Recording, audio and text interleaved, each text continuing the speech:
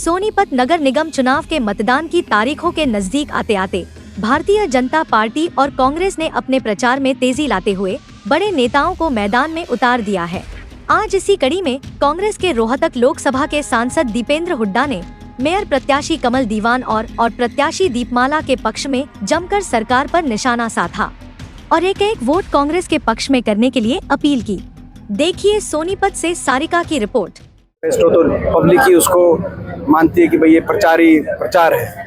ये बहुत झूठा प्रचार, इसका आप एब्रीविएशन लाओगे बीजेपी, बहुत झूठा प्रचार, बहुत झूठी पार्टी। इनका मैनिफेस्टो लोग भी इसी लाइन में बैठे, लोग अभी तक इंतजार कर रहे हैं। जो इन्होंने मैनिफेस्टो कहा था कि 15 लाख लाएंगे, किसान की आमदनी दुगनी कराएंगे, अभी तक तो वही पूरा नहीं हुआ। स्मार्ट सिटी बनाएंगे, सोनीपत तक मेट्रो लाएंगे। 12 साल से सोनीपत तक मेट्रो ला रहे, 12 साल। जब हमारी सरकार थी प्रदेश में 88 किलोमीटर मेट्रो का विस्तार हुआ था, क्योंकि बड़े जो शहर थे गुड़गांव, फरीदाबाद, उनको जोड़ा गया था। भादुगढ़ तक मेट्रो पहुंची और सोनीपत तक का मेट्रो का सिद्धांतीय मंजूरी मिल गई थी। 12 साल से इनकी अलग अलग एमएलए इनके बन गए, मंत्री भी बन गए, फिर हार गए यहाँ से सोनीपत से कि अब हार ला रहे हैं मेट्रो, अब आरआरटीएस ला रहे हैं, अब नए कह रहे कि करनाल तक लाएंगे। पहले सोनीपत तो लाओ।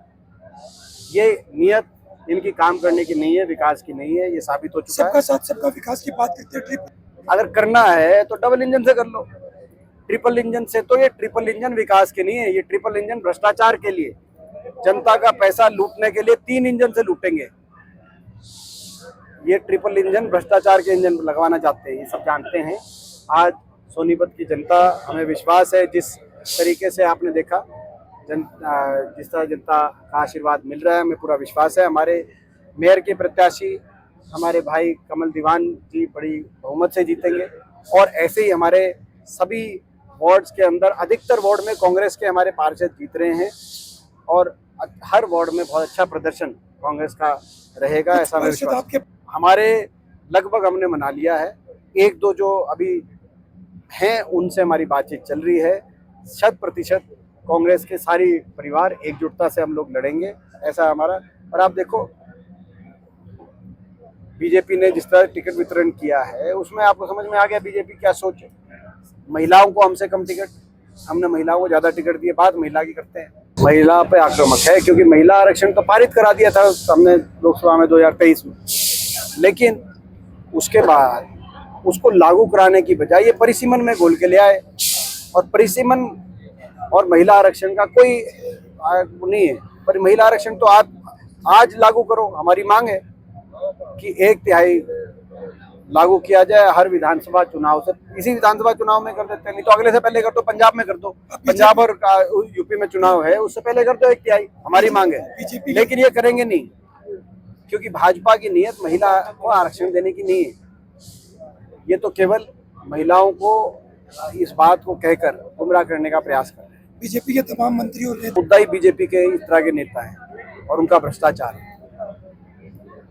तो पंचकुला में क्या रहेगा? हमें पूरा विश्वास है, अच्छा प्रदर्शन हमारा रहेगा।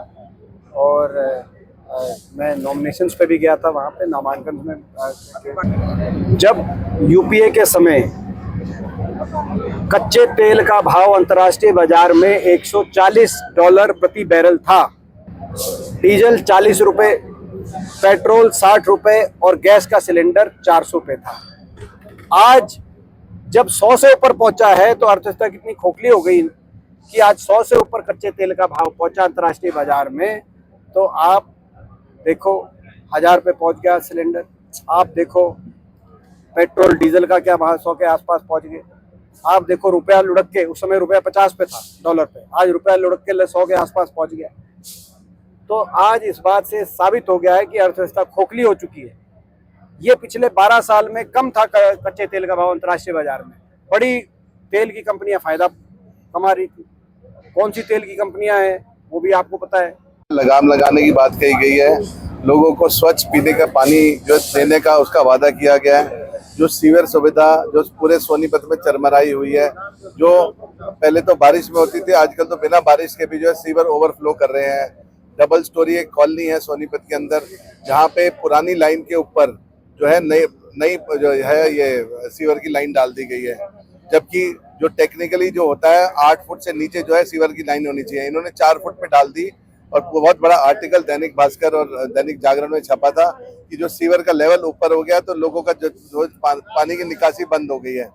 और उसके अलावा जो है, जो हमारे ये सफाई कर्मचारी है, इनको तनख्वाहें जो देनी है उसकी बात कही गई है, और उनका जो ठेकेदारी प्रथा खत्म करने की बात की है। उसके अलावा काफी सारे अनेकों चीजें हम आपको पहले भी साझा कर चुके हैं, और हमारे जो है अपना इंडियन नेशनल कांग्रेस के पेज पे और हमारी जो जितनी भी हमारी सोशल मीडिया साइट्स है उस पर हमने साझा कर दिया।